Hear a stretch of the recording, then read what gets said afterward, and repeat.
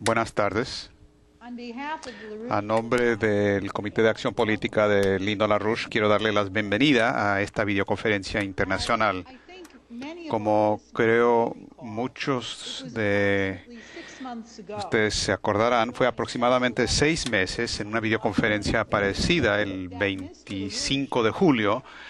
El señor LaRouche hizo claro que estamos en una situación no donde enfrentábamos un desplome financiero venidero, sino que el desplome financiero ya estaba en curso.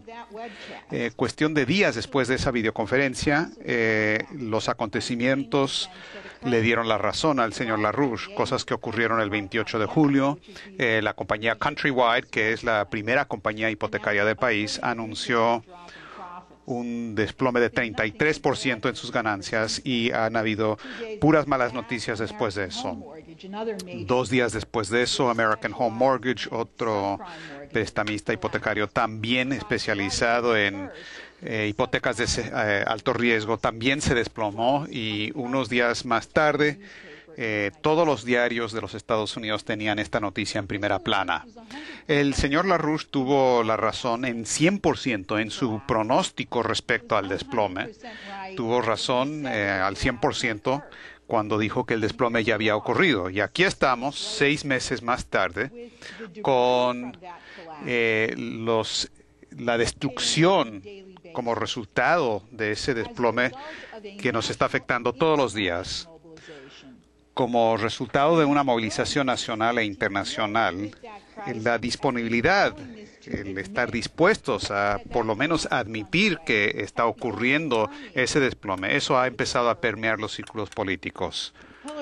Hillary Clinton, en su campaña presidencial, es probablemente la única candidata presidencial, por lo menos la única campaña que yo conozco que está dispuesta a esa campaña a poner esto en el centro de la discusión. Y aunque eso es algo útil, aún así no han presentado o abordado lo que son las causas de la crisis y la solución a la crisis. Creo que la videoconferencia de hoy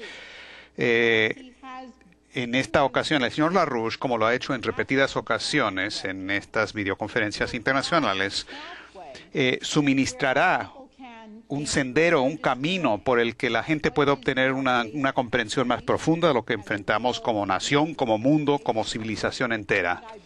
Y creo, es más, que conociendo al señor LaRouche como lo conozco, que también nos dará un camino para resolver esta crisis. Así que, sin más, quiero presentarles al señor Lyndon LaRouche.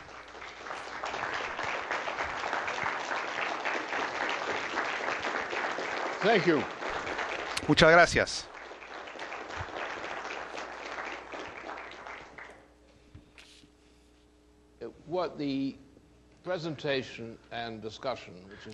La presentación y la discusión que llevaremos a cabo ahora va a ser una de las cosas más importantes de sus respectivas vidas. Los temas aquí bajo discusión, porque estamos en momentos de no una crisis ordinaria, no de una crisis financiera, no una mera depresión económica, sino una crisis de desplome y desintegración planetaria, con centro en la comunidad transatlántica, especialmente la de habla inglesa, que tendrá efectos, irradiará y llegará a todas las partes del planeta, y que significará, si no lo paramos, una destrucción de sus sistemas políticos y sociales completos. Este es uno de los momentos más grandes en cuanto a importancia de la historia, desde el siglo XIV en Europa y el periodo de la nueva era de tinieblas. Y acontecimientos parecidos como el desplome del Imperio Romano o el desplome del Imperio Bizantino. Este es el tipo de periodo en el que vivimos. Y el peligro que produce esta crisis es algo probablemente mayor que cualquiera de los precedentes, con la excepción quizás del Imperio Romano. Cada día, desde el 3 de enero de este año, la crisis se ha estado expandiendo en cuanto a su magnitud a un ritmo que se acelera.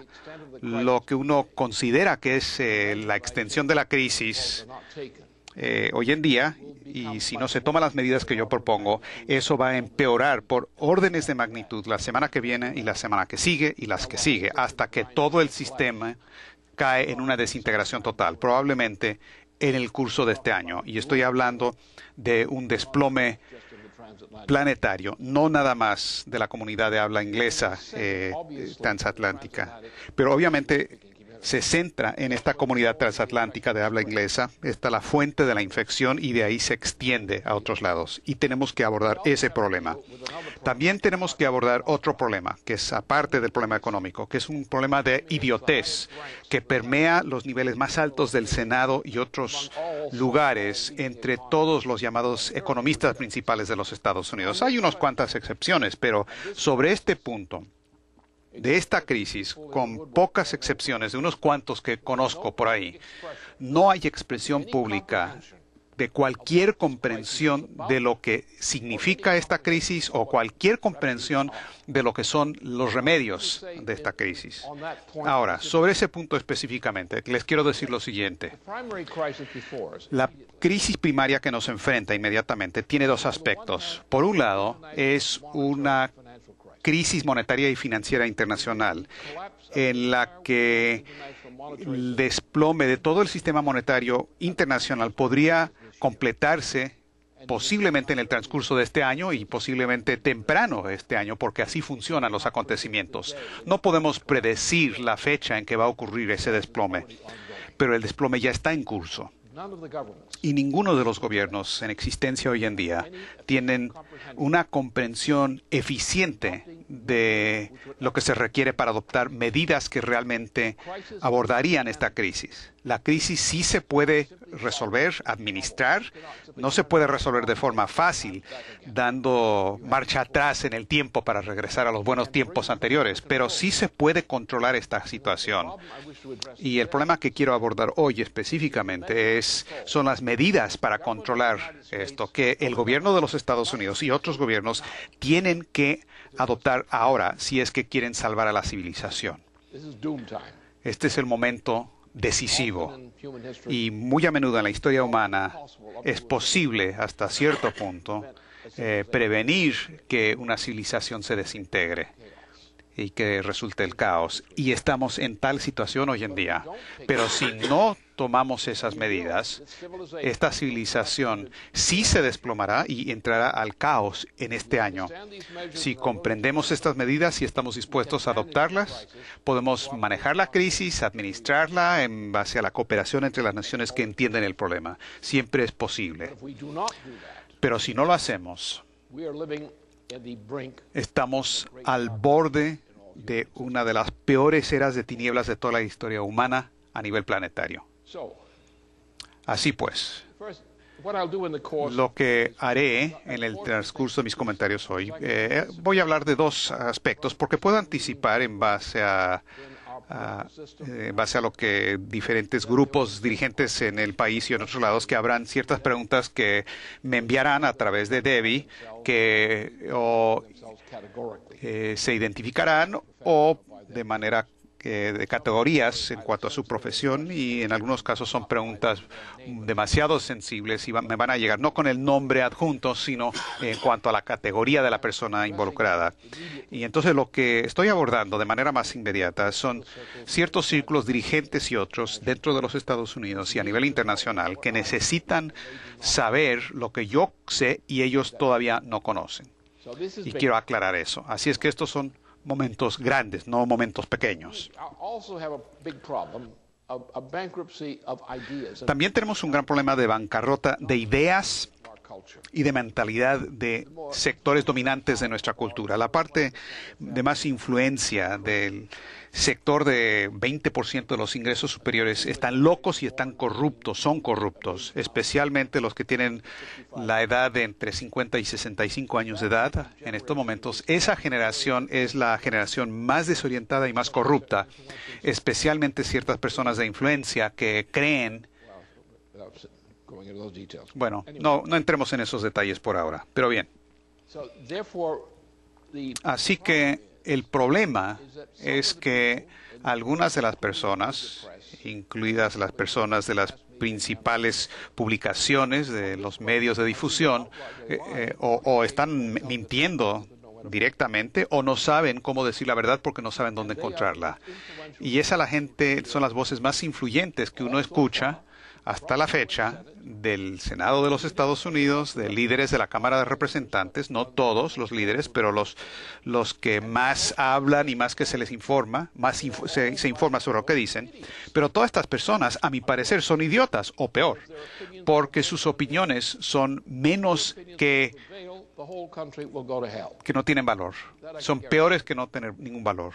Y si se adoptan, el país entero va a ir al infierno, eso se los aseguro. Entonces, lo que yo estoy haciendo es, siendo un candidato presidencial veterano y con cierta importancia internacional, no soy candidato a la presidencia, pero estoy haciendo campaña para crear una situación donde el próximo presidente de los Estados Unidos, si se selecciona correctamente, adoptará las medidas necesarias para los Estados Unidos para que entre en cooperación en torno a estas medidas con otras naciones. Y bajo esas condiciones, este planeta puede sobrevivir, la civilización puede sobrevivir, podemos recuperarnos de nuevo.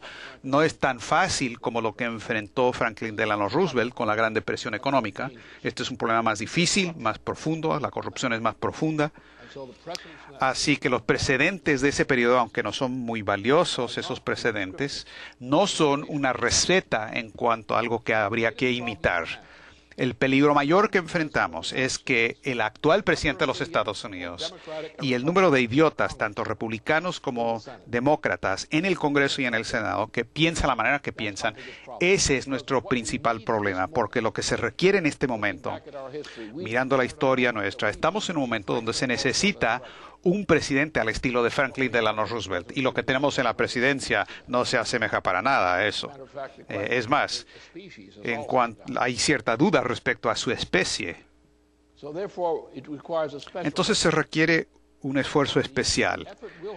El esfuerzo, sin embargo, vendrá en el transcurso de la campaña electoral, porque si una figura o varias figuras que sí son candidatos presidenciales o precandidatos en este momento dan un paso adelante, como Hillary Clinton ha dado un paso en esa dirección, si ellos dan un paso adelante para asumir responsabilidad de liderato de sus partidos en este periodo de definición del candidato presidencial, ellos se volverán los focos de liderato en contra del idiota que ocupa la Casa Blanca hoy en día.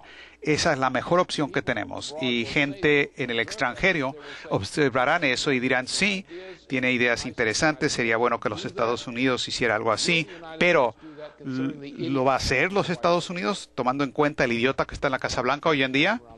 Y luego con Cheney ahí, y con Pelosi como jefe del Congreso, que el dueño de ella parece ser un connotado fascista y ella está saboteando todo lo que hay que hacer para salvar a este país, y tenemos problemas parecidos en el Senado. Así es que lo primero que hay que abordar es el problema de una incompetencia general para abordar el problema específico que tenemos que resolver, y también una corrupción enorme, corrupción moral y política en los sectores más altos, de altos ingresos, del 20% de ingresos superiores dentro del mundo de la política. Ese es el problema. Así es que, a manera de ejemplo, les puedo decir, imagínense dos políticos entrenados en economía y saltan de un avión y se les olvidaron los paracaídas, y el primero dice, yo creo que estamos a favor de esto, y el otro dice, no creas en... el primero dice, creo que vamos a caer, y el segundo dice, no creas en esas teorías de conspiración, estoy seguro que vamos a sobrevivir. Y esto es lo que pasa en el mundo económico hoy en día. Ahora, regresemos en la historia estadounidense, que debe ser un punto de referencia hoy en día. No contiene la solución, pero sí una sugerencia de lo que puede ser la solución. Franklin Delano Roosevelt como presidente. Él, como presidente, salvó a los Estados Unidos, regresando a los Estados Unidos a su constitución. Las medidas de Roosevelt eran medidas acordes con los principios de la Constitución, y los presidentes que lo precedieron desde el asesinato de McKinley, incluido Woodrow Wilson, Teddy Roosevelt Hoover, Coolidge y otros habían sido los verdaderos enemigos de los mejores intereses de los Estados Unidos y estaban actuando de los niveles más altos de poder de los Estados Unidos. El problema que enfrentó Roosevelt fue un problema del Imperio Británico. Ahora, el Imperio Británico no es en realidad una monarquía, es un molamoso. Es decir, es una agrupación, y esto ha sido así desde comienzos del Imperio Británico, en 1763, con el Tratado de París, la Paz de París, que un cartel financiero internacional, principalmente anglo-holandés, pero esencialmente banqueros en la tradición de Venecia, un molamoso. Se matan entre sí de noche y luego de día se juntan en contra de la raza humana. Este es el tipo de persona. En 1763, este molamoso, esta pandilla financiera internacional se apoderó de Gran Bretaña en un momento en que Gran Bretaña había sido el ganador en una guerra que había orquestado, que era la Guerra de los 7 años. Lo que había hecho Gran Bretaña, que es la práctica típica de los liberales, fue derrotar a todos sus rivales en el continente europeo, induciéndolos a que se lanzaran la guerra y libraran la guerra los unos contra los otros. Y Gran Bretaña se quedó con los brazos cruzados mientras Rusia y Prusia y Francia pelearon entre sí y se arruinaron con la Paz de París.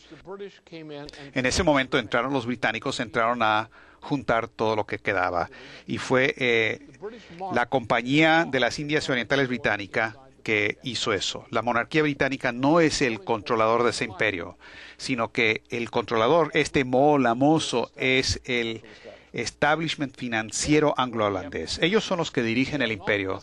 No son necesariamente ciudadanos británicos.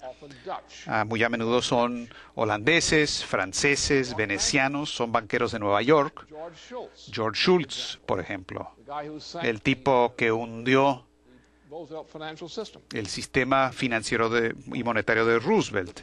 Es parte de esto y es un fascista. Lo mismo Rohatyn, es fascista. No es un término, es una designación de su especie. Y lo que enfrentamos hoy en día con esto y con el juego de Bloomberg es el intento de establecer una presidencia de los Estados Unidos bajo Bloomberg y Schwarzenegger, cuyo padre le otorgó a su hijo credenciales fascistas, y establecer una dictadura en los Estados Unidos, teniendo como modelo inmediato el modelo de los británicos en la creación de Benito Mussolini en Italia como dictador, los mismos círculos británicos que colocaron a Hitler en el poder en Alemania. Este es el problema. Estamos enfrentando la amenaza de una tiranía más allá de lo imaginable. Y este grupo es el quien lo hace. Y esto es lo que significa el Imperio Británico.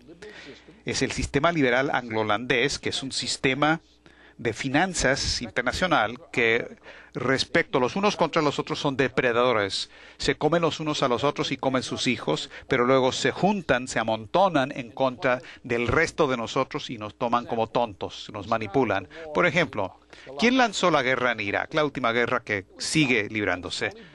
Lo hizo el gobierno de Tony Blair en Inglaterra. Tony Blair orquestó todo. Acuérdense el caso de David Kelly.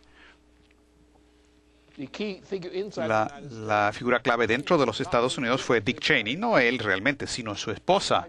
Su esposa es la que los sacó del pantano y le consiguió empleos, posiciones, y ella es el terror que lo controla. Ella es una agente inglesa, forma parte de la sociedad fabiana, lo mismo que representa a Tony Blair. Así es que habían cómplices estadounidenses del Imperio Británico, que no es la monarquía británica, sino el molamoso de las finanzas anglo-holandesas, y estaban orquestando una guerra en Irak, en el sudoeste asiático, para destruir a los Estados Unidos, induciéndolos a los Estados Unidos a autodestruirse. De la misma manera en que los liberales anglo-holandeses establecieron a principios del siglo XVIII una guerra de los 7 años en que las potencias de Europa continental se destruyeron los unos a los otros y entraron los británicos para tomar control de los restos.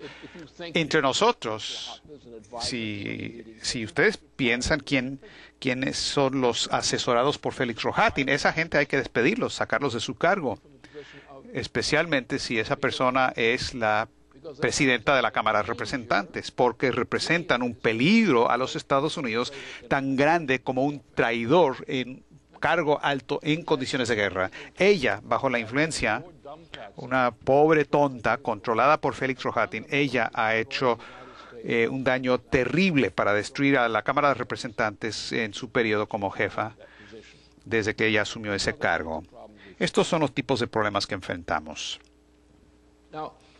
Ahora, hay que remontarnos, como dije, a Roosevelt.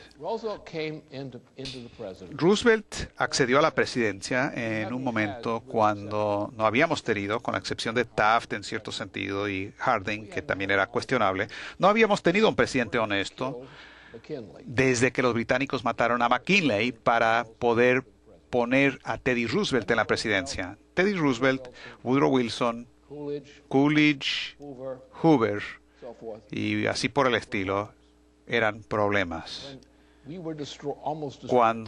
Y casi fuimos destruidos por esto. Éramos todavía un país, una potencia poderosa, pero casi se nos destruyó.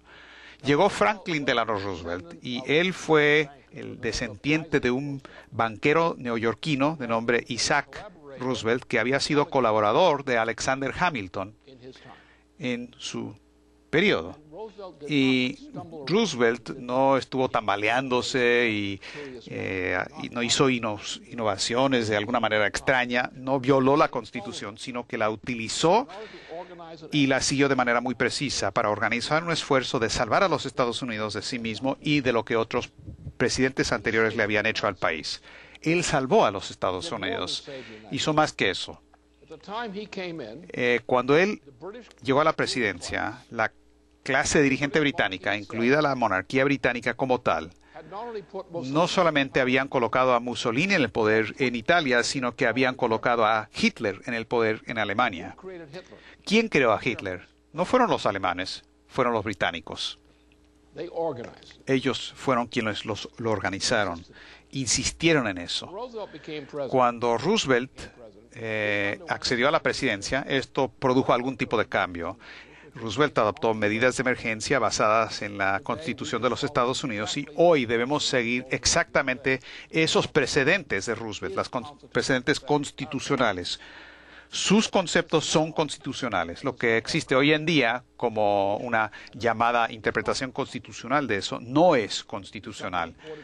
Esto es algo importado del exterior. Esta no es nuestra Constitución. Acuérdense, nuestra Constitución se deriva principalmente inmediatamente del Tratado de Westfalia y la Paz de Westfalia de 1648. Esta fue la fundación de un compromiso entre las naciones a la idea del Estado Nacional Soberano Moderno en 1648. Esto terminó con un periodo largo de guerra religiosa que había sido inducida por intereses venecianos desde la expulsión en 1492 de los judíos de España por parte del Gran Inquisidor, hasta terminar la Guerra de los 30 años en 1648. Este acuerdo,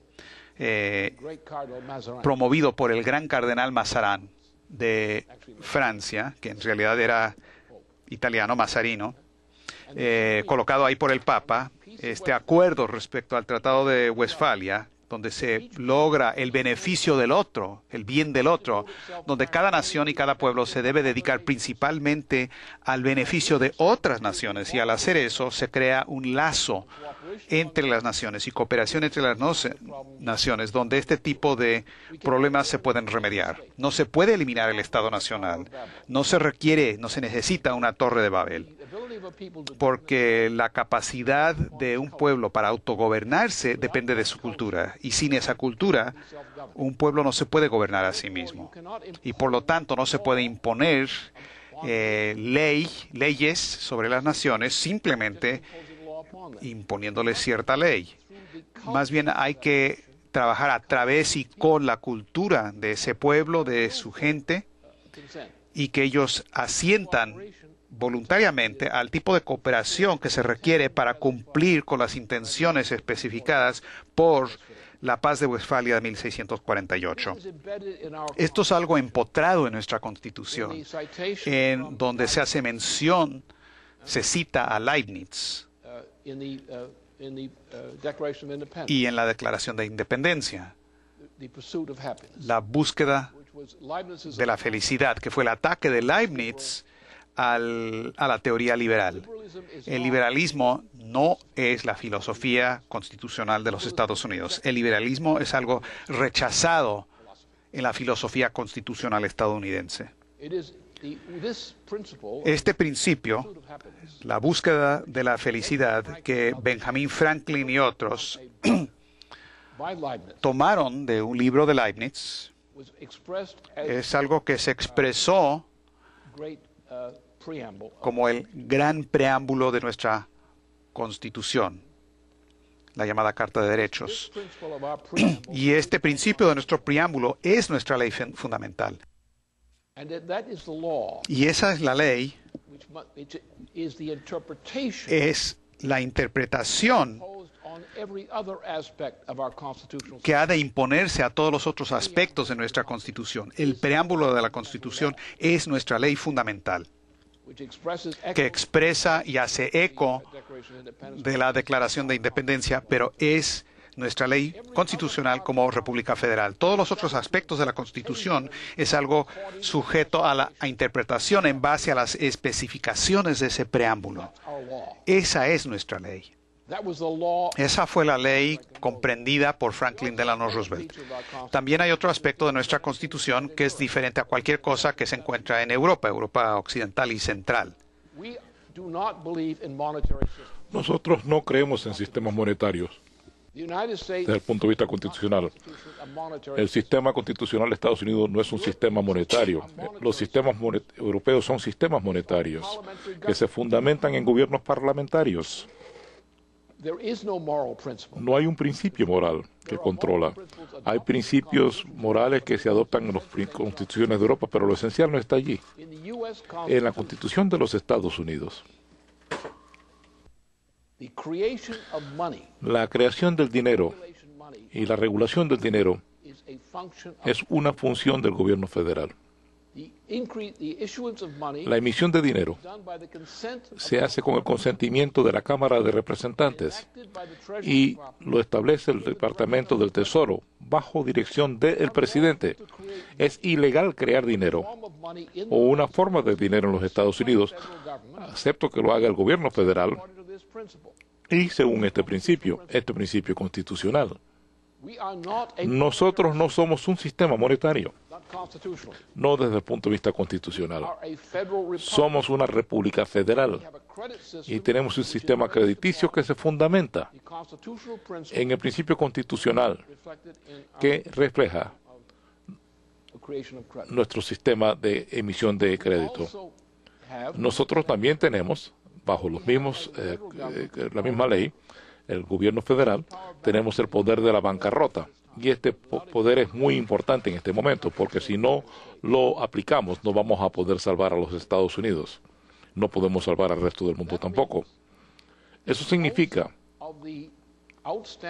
que la mayoría de la deuda pendiente, que representan los intereses financieros como reclamos sobre los Estados Unidos, su territorio y su pueblo, será puesto en fideicomiso de bancarrota por parte del gobierno federal. Lo que se puede pagar a corto plazo se pagará.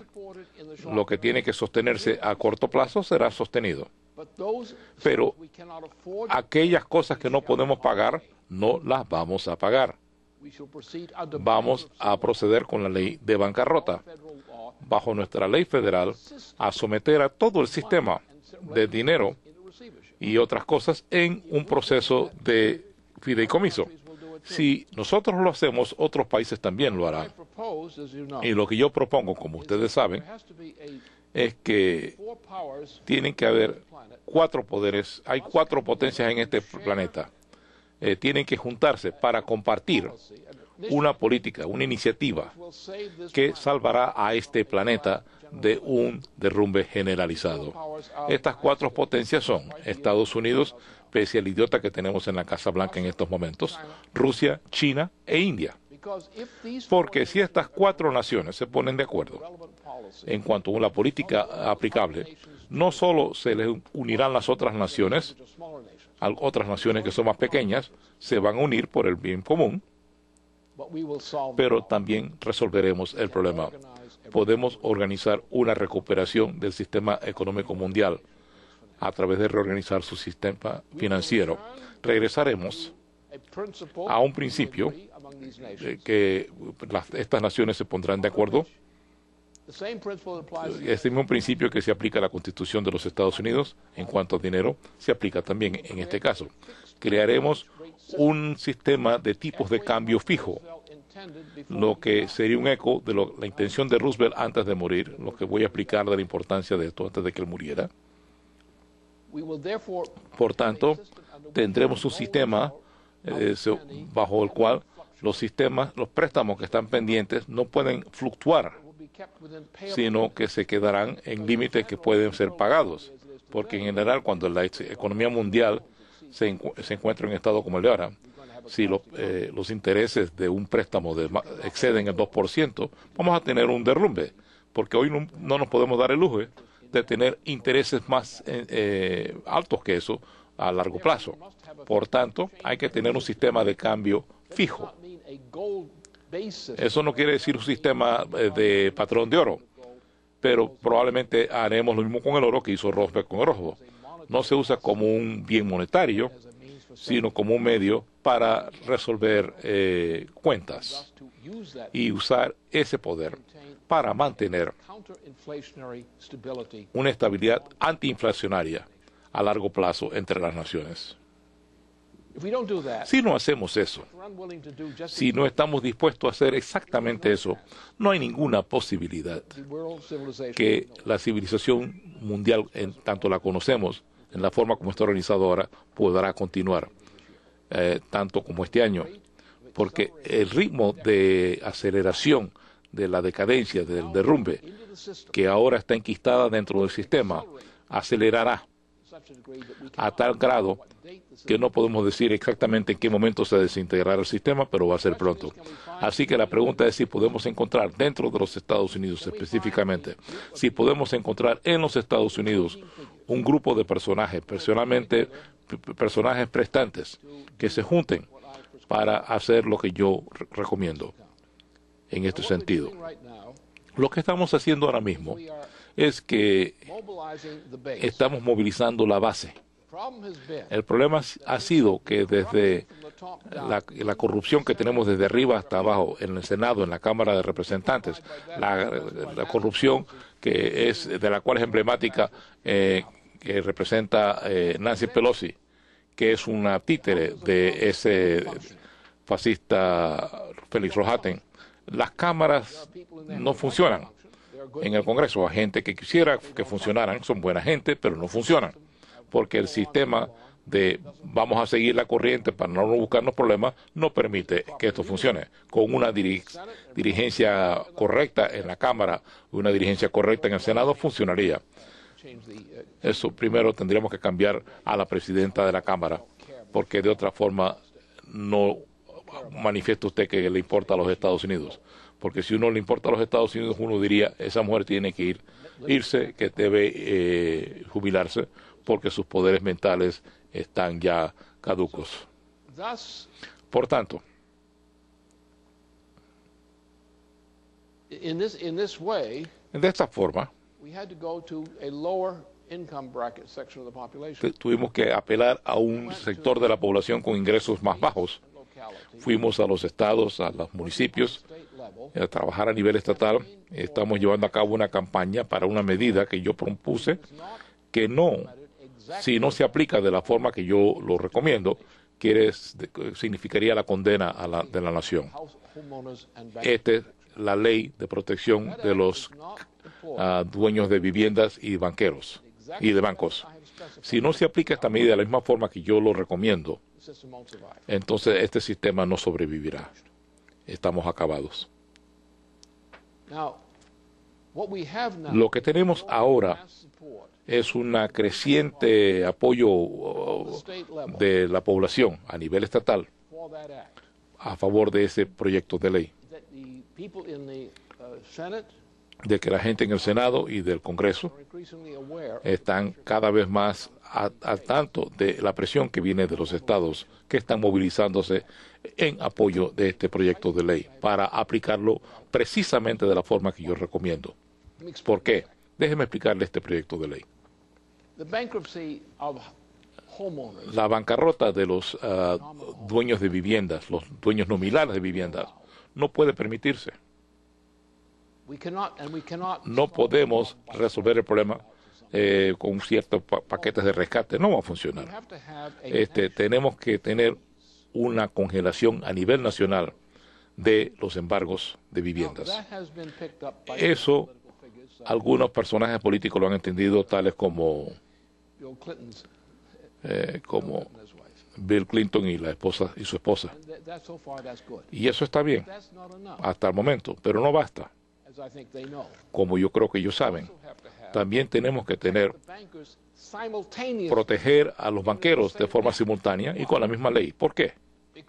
Porque las hipotecas, si son legítimas y son ordenadas, y no una operación de timo, está relacionada con los bancos, a bancos que tienen patentes nacionales, bancos que tienen patente federal, bancos autorizados por el Estado.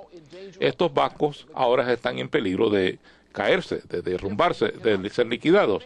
Entonces uno simplemente no puede suspender los pagos de las hipotecas. Uno tiene que proteger a los bancos de la misma forma, en la misma ley. Si uno no le da protección a estos bancos, entonces su intención de proteger las hipotecas no funciona.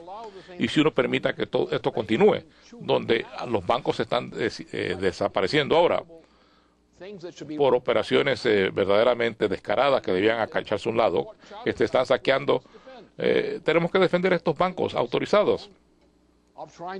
En vez de tratar de comprar estas operaciones de fondos especulativos, no pueden salvarse. Hay que dejar que se vayan abajo. Borrémoslos de los libros, no valen nada. Tenemos que salvar a los dueños de vivienda. Tenemos que permitir que esa gente se quede en su casa. Tenemos que mantener estable a la comunidad. Tenemos que proteger a los bancos locales. Porque si los bancos locales, regulares, honestos, no pueden llevar a cabo sus negocios, toda la economía va a desintegrarse.